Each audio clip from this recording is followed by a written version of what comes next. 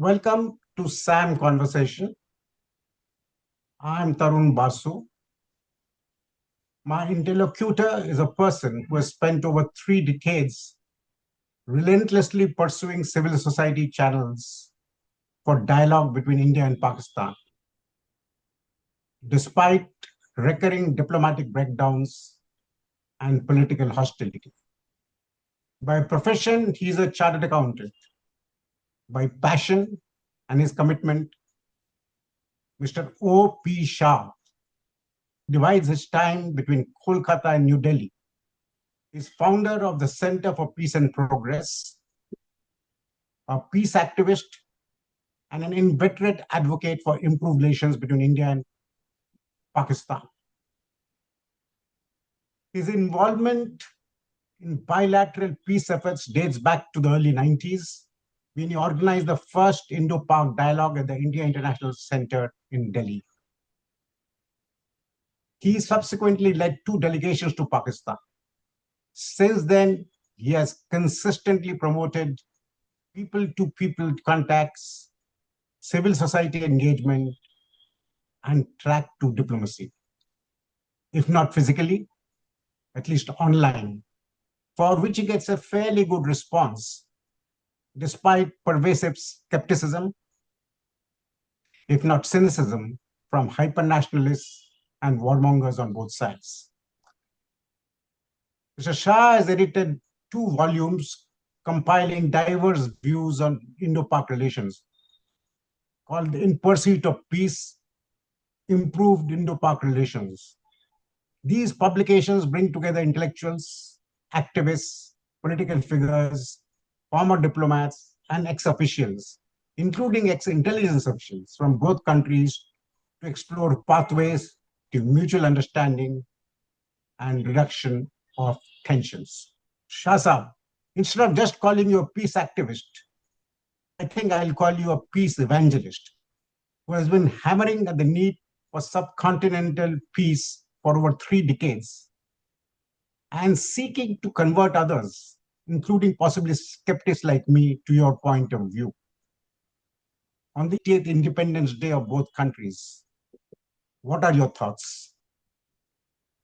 I wish the government of India and government of Pakistan have allowed us to meet at the border of the 2 countries. The activists of the 2 countries could have spent some time together and exchange notes on variety of subjects, but somehow it was not allowed.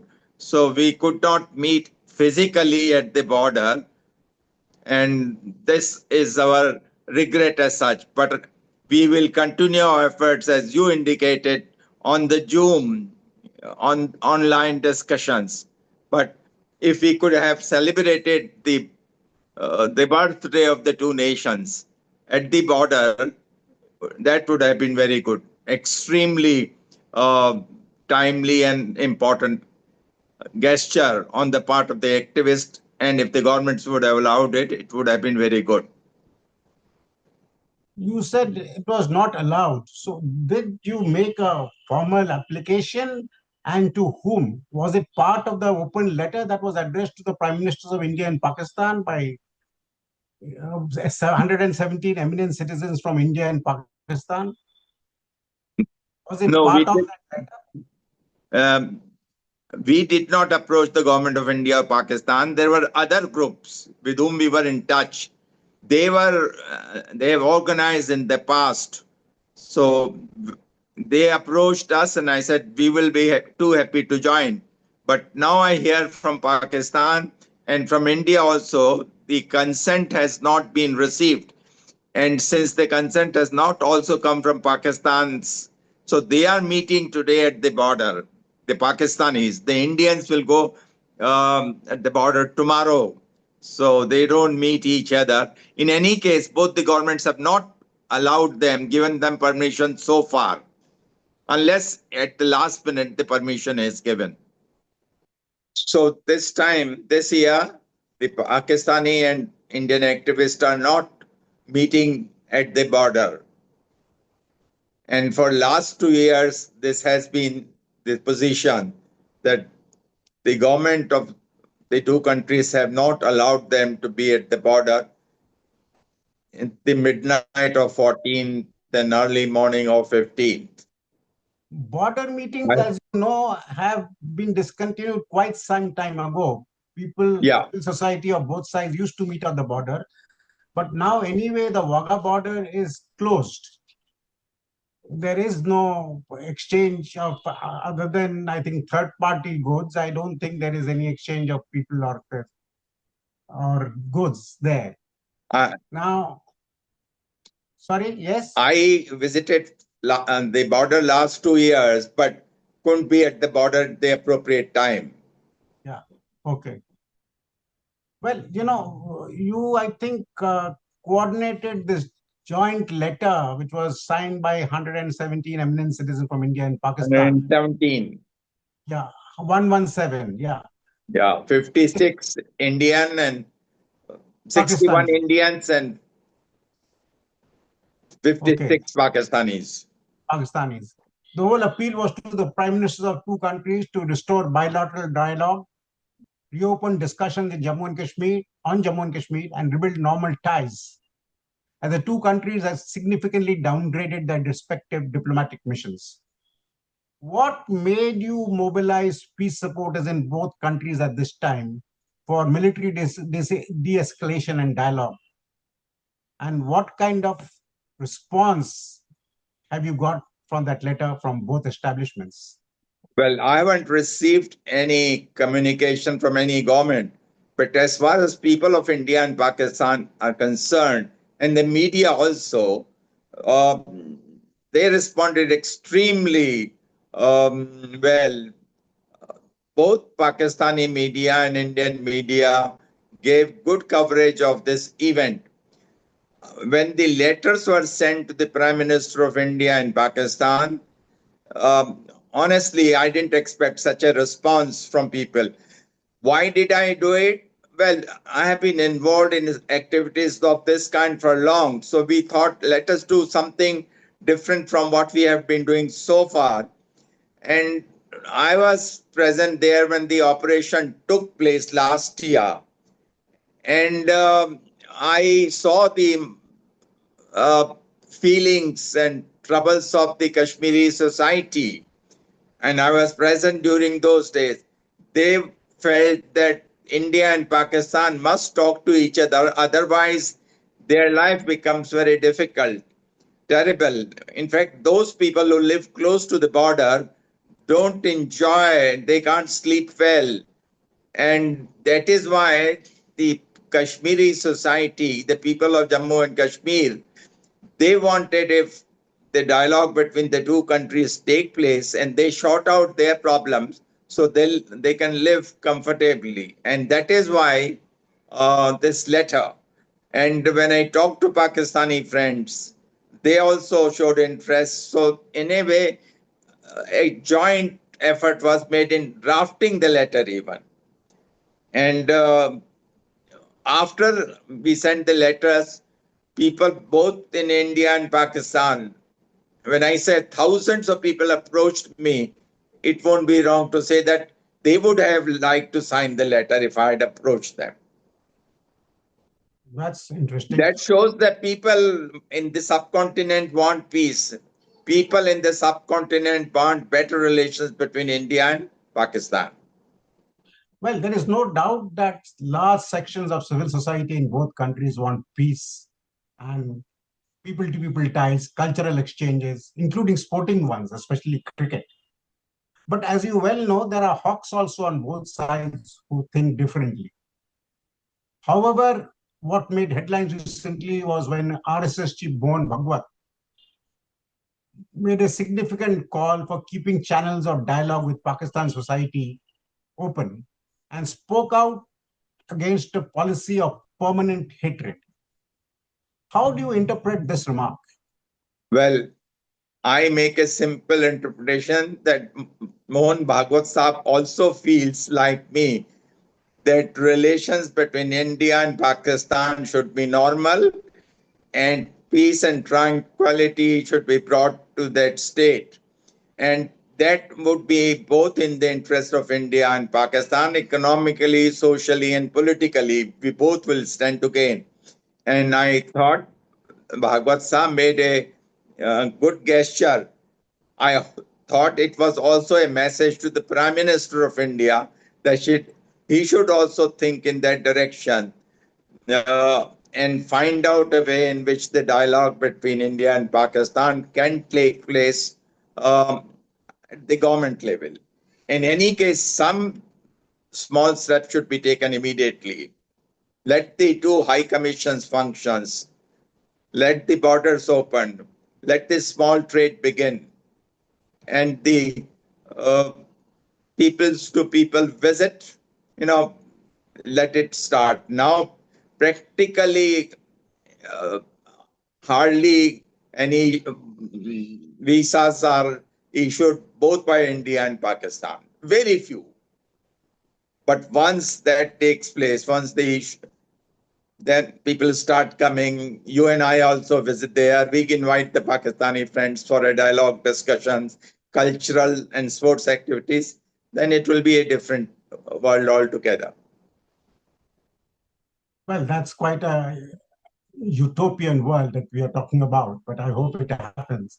But as far as India goes, it will be ready for dialogue once Pakistan gives a commitment to end terrorism, as you know. But Pakistan seems to be unwilling to give that commitment, as Islamabad interprets this very, very differently. So, realistically speaking, where is the meeting point for a dialogue? Once both have people in both countries, and I think also the government of the two countries have come to one conclusion: war is not an answer to solve any of the problems. If we don't wish to resort to the war, then what else is the option? Dialogue and discussion.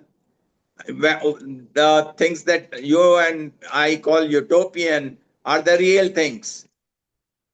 If visiting trade, commerce are going to help the traders as well as the normal human being, why not? Where does the Indian state stand to lose by opening the border? Where does the Pakistani state stand to lose? When we decide that we'll not resort to war, we'll not do any violent activities. And I think this kind of a framework is by and large accepted in both countries. You attend any meeting, no one would support the idea of a war. But, well, of course, nobody supports the idea of a war. But at the same time, no war, this is now a no war, no peace situation. The ties are frozen. The diplomat, the high commissioners have not been there in each other's country for quite some years now. And both the missions have been drastically trimmed, as you know. So, I mean, both seem to be quite willing to go with this present status quo. And prospects of peace or dialogue, so to say, looks quite bleak at the moment. As a former Indian High Commissioner in Islamabad put it recently, the Indian political leadership sees the cost of peace initiative as too high and cite how Vajpayee, both Lahore and Agra, Manmohan Singh, Mumbai terror attack, even as he was making headway in track to diplomacy, and Modi's Lahore visit on the way back from Kabul, that boomerang with the Pathankot attack. India wants guarantees, and those guarantees coming from Pakistan seem quite fanciful at the moment. So, I mean, I am a skeptic, I mean, or maybe a realist, or maybe sometimes even a cynic. So, politically, will Indian Prime Minister want to take that risk in the light of past history? I think that's the best thing which could happen. What we need to do is, as members of the civil society, if through our activities we can help in creating a climate of trust and confidence, then all this will take place. And sometimes when we don't talk to each other, when normal activities don't happen, when you don't meet, then you suspect each other's more. But if you are having a regular contact, then if they have any problem, if you have some suspicion about their activities, then certainly you can say, "Bhai, ye chalega nahi. You must take care of this problem. Our society will not accept it." And obviously, that will be taken care of.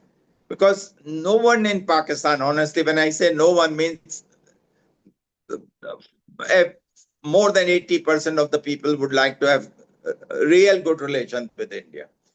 You know, when I visited Pakistan last time, I there were meetings in which I was not asked about Kashmir, but I was asked, "Shah Sahab, can you help us in getting visa to visit India?" Now that's the desire of the common Pakistani young men and young women, the college going students, the professors, the activists. Now, once that starts, then you will see a different climate altogether. Then the trust will also begin, and we will start not suspecting each other, but will trust each other. Shah, I don't doubt what you're talking about because you have a lot of experience and friends in Pakistan, and you know many more people than anybody else possibly here knows. Now, you know, as you we know, there are not one Pakistan. There is this Pakistan of civil society.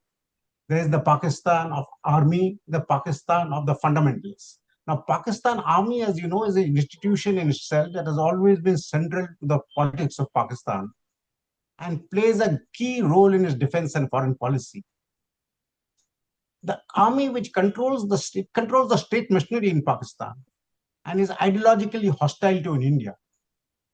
Many would say there is no point in reaching out to the Pakistan civilian government and civil society when the army has very different views and has been known to sabotage peace efforts more than once. So when you talk about that I've talked to many people in Pakistan, have you talked to the Pakistan army? And what do you think that without an army, can there be a solution?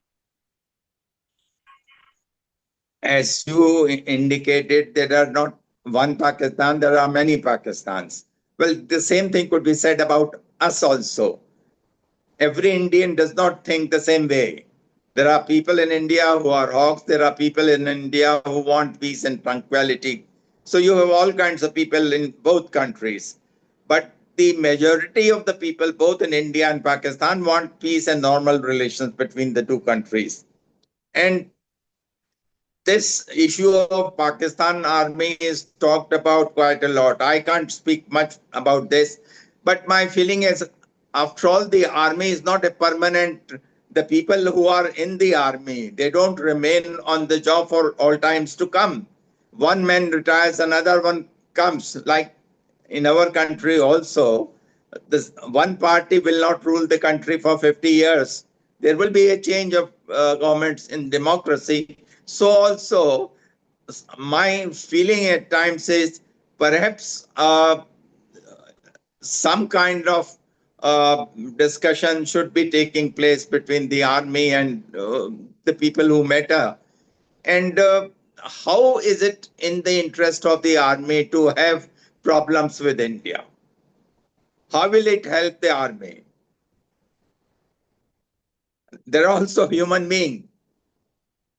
How does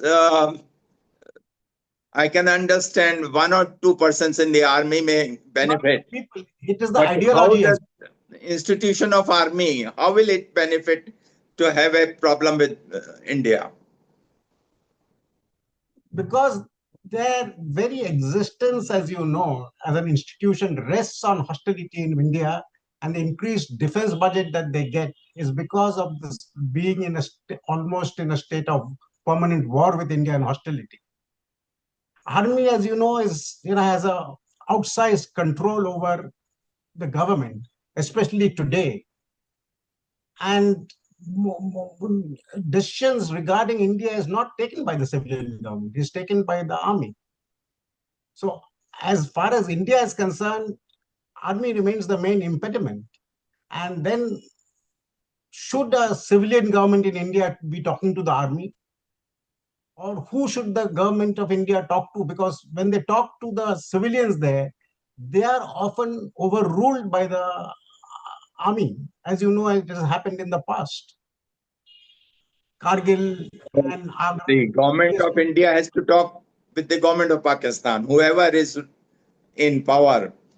But this argument somehow or the other doesn't is not something which I understand. How does it help a army chief to have a permanent um, problem with India? How does it help him? His economy, the expenditure on the armaments will go up. The amount of money that he could have spent, the army chief could have spent on his soldiers, will go down. If you buy more armaments, obviously the money that could have been spent on the welfare of the citizens as well as even the army men, that will go down.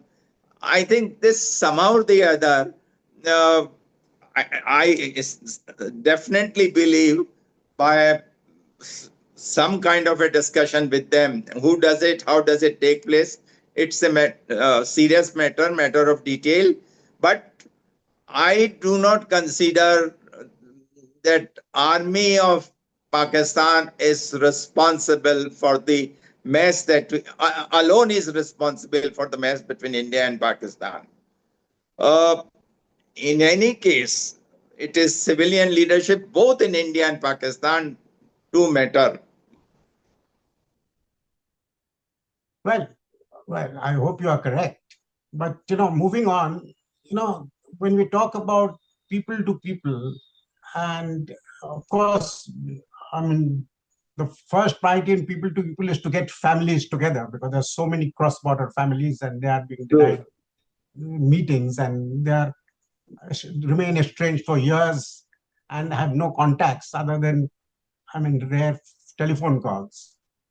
Now, the SAPAN, the South Asia Peace Action Network, recently highlighted the plight of fishermen of both countries who inadvertently cross over and get arrested and remain in prison for years, with many dying and committing suicide. According to report, there are a few fishermen of both countries languishing in each other's jails. I mean, few hundred, few hundred fishermen of both countries. Dialogue or no dialogue, why can't the release of this innocent fishermen be made simpler so that they can return to their families? Absolutely. They should be released without any delay. And this could happen once we have normal relations with Pakistan. Why not? There is no reason why they should not be released. I don't find any reason. And I haven't also come across Pakistanis, in the meetings that you meet them, who said, no, they have to be punished. Except people whom they feel they have been responsible in espionage and things of this kind. Otherwise, for anybody else, they don't have very strong uh, feelings against them. And it's a Well, fisherman on both sides. It's not on one side. Their fishermen are in our jails and our fishermen are in their jails.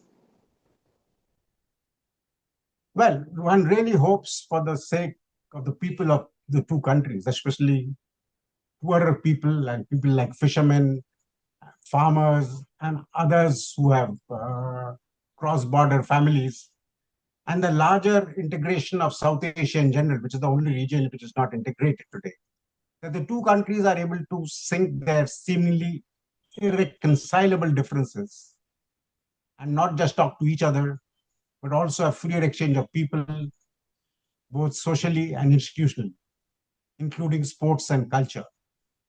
We can only live in hope. So thank you, Mr. Shah. Thank you very much for this engaging conversation.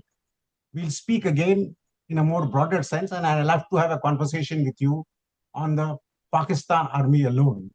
Well, we'll keep that for another time. Thank you. Thank you very much.